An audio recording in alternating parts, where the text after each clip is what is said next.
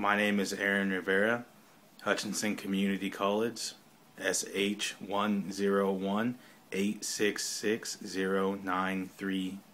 Poverty is the lack of the basic human needs such as clean water, food, shelter, clothing, and things like that. Most importantly, money.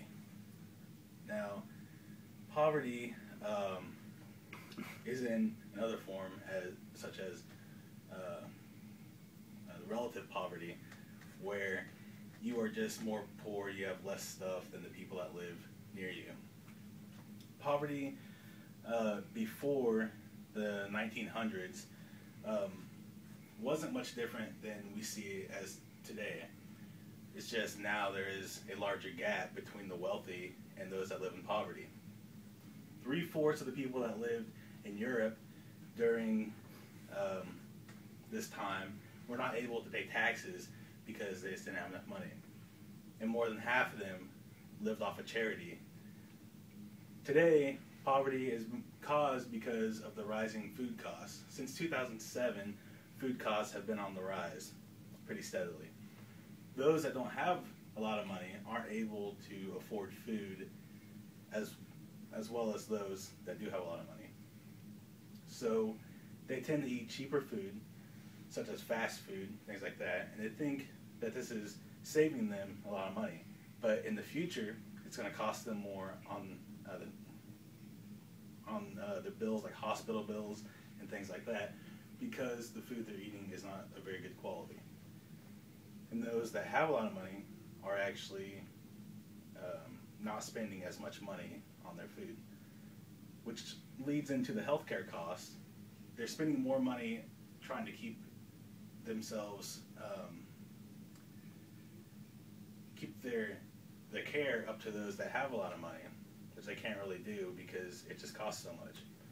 And there is a lack of doctors, which you don't really think about because you go into the hospitals and you see a bunch of doctors around. But there are more doctors in the United States from countries that are poor than there are that are actually in that country. Let's see.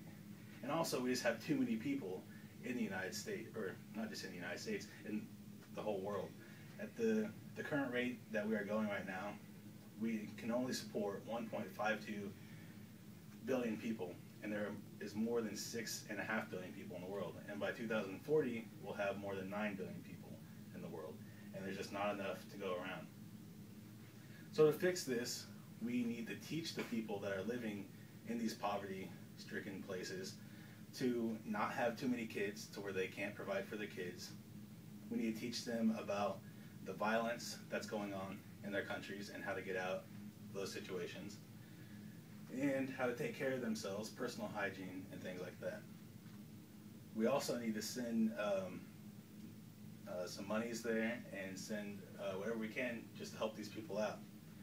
Another thing we need to do is cut back on how much we use, such as technology and things like rings that contain jewels from these countries where it's pretty much slave labor, and the people have to mine these materials that go into computers, cell phones, and things like that, that they're not even getting paid for. And this also applies for coffee and chocolate and things like that.